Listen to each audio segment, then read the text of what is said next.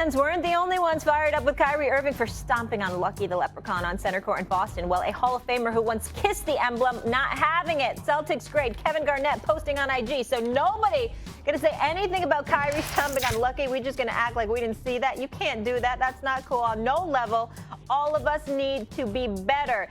Big baby Clen Davis also chimed in with, like I said, you step on Lucky, you step on everybody that played for that team. Keep that expletive basketball before somebody gets hurt in real life. Now, this incident, of course, took a backseat to a fan throwing a water bottle at Kyrie on Sunday night. That fan, 21-year-old Massachusetts native Cole Buckley, was banned from TD Garden and will be arraigned Tuesday on a charge of assault and battery by means of a dangerous weapon. Local police told reporters that. Let's bring in a champion with the Boston Celtics. There he is. Kendrick Perkins with us. Good to see you, Big Perk. And I want to start with you here and get that player perspective. What do you make of former Celtics coming out and attacking Kyrie's actions? Well, first of all, I want to say, you know, I love my brothers KG and Big Baby, and I love my Celtic Nation.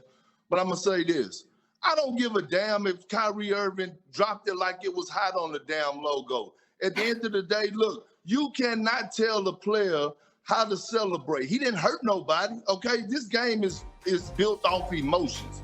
Excuse me, last time I checked, wasn't the fans booing Kyrie?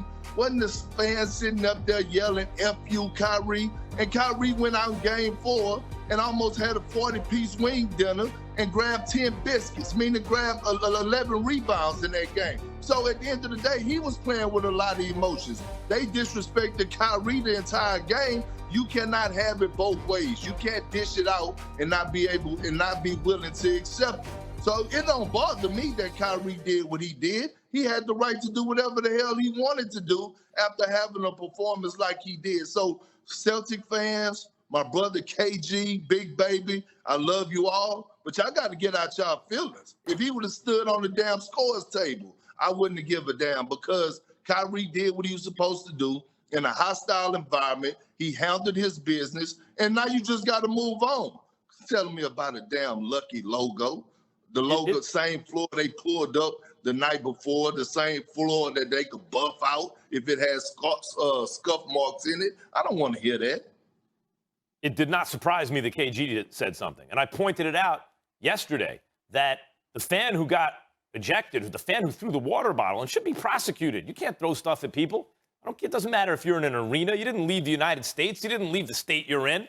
You're subject to laws. You know, you got to still act like a, you know, you're in civilization, because you are.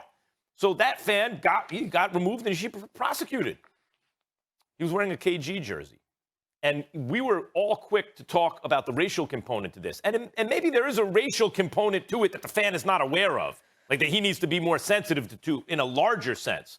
But maybe what that fan was thinking was wearing the KG jersey was, boy, KG knew the Celtic way. He showed up, gave his all to the franchise, loved this place, won a championship.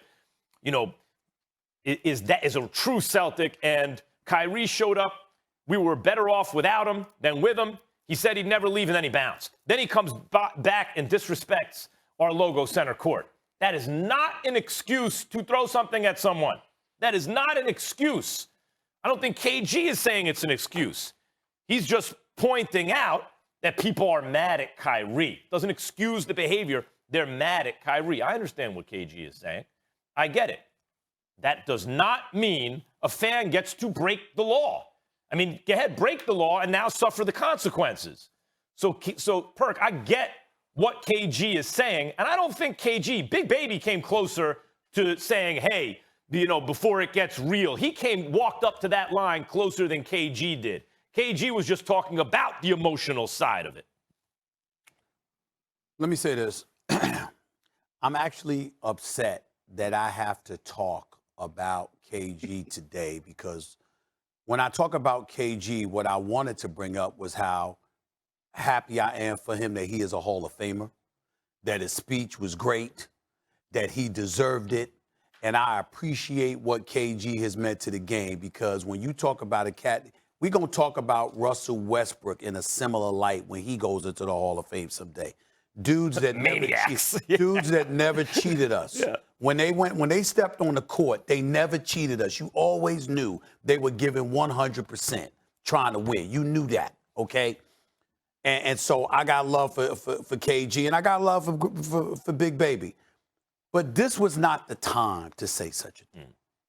I mean, my God. Time ain't, maybe it ain't everything, but damn it, it's pretty close to it sometimes.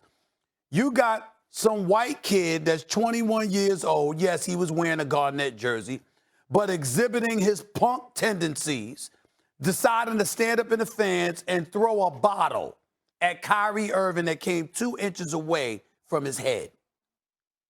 That ain't the time to sit up there and bring up some stuff about stepping on some logo, especially when Kyrie Irving talked about y'all before he got there, then got there, dropped 39 and won.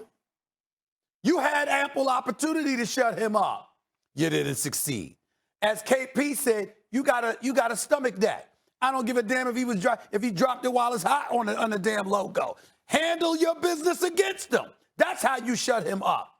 And KG knows that better than anybody. And Big Baby knows it too. Why would you pick this time to make that point about Kyrie Irving? Because understand, and the fan, that little punk that did that stuff, let's understand something here. You know you had an opportunity for Kyrie Irving to be considered a huge villain in the eyes of a lot of people if you had never thrown the bottle. But by being that punk, you made it a story about you and your insidious behavior as opposed to Kyrie. And KG and Clen Big Baby Davis, you can't tell me that you think that should be the story instead of the cat throwing a bottle at one of your former contemporaries. I don't believe. I love KG and Big Baby. I know them well enough. You can't tell me that that's what you support. I don't believe that. Yeah, and look, at the end of the day, right, the guy that threw the bottle, we all know he was wrong. But I'm talking about the emotions of the game in itself. Yeah. Forget all the outside noise. Forget what happened with with Kyrie making a statement with the racism. I'm talking about the game itself.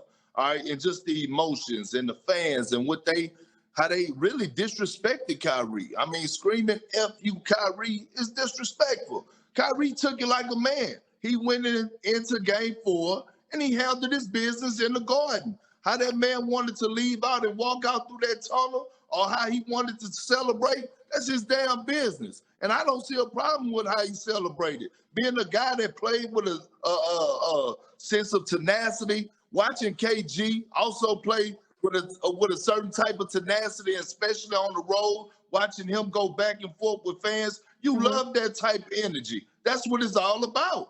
Yeah, I think Stephen A., your point is very well taken about, like, you wanted Kyrie to be the villain. That's gone now. If you're a Celtic fan and you're like, oh, look what he did, no one feels, and no one feels bad about Kyrie now. You've totally washed that away.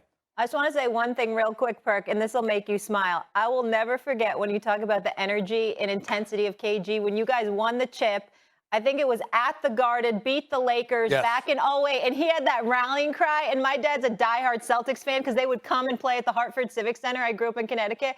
And when he screamed out, anything is possible, whenever I hear KG, I will think about that. That's one of my favorite moments in sports. And that was obviously a very good day for you, sir. Perk, sit tight. We got more coming here. Nobody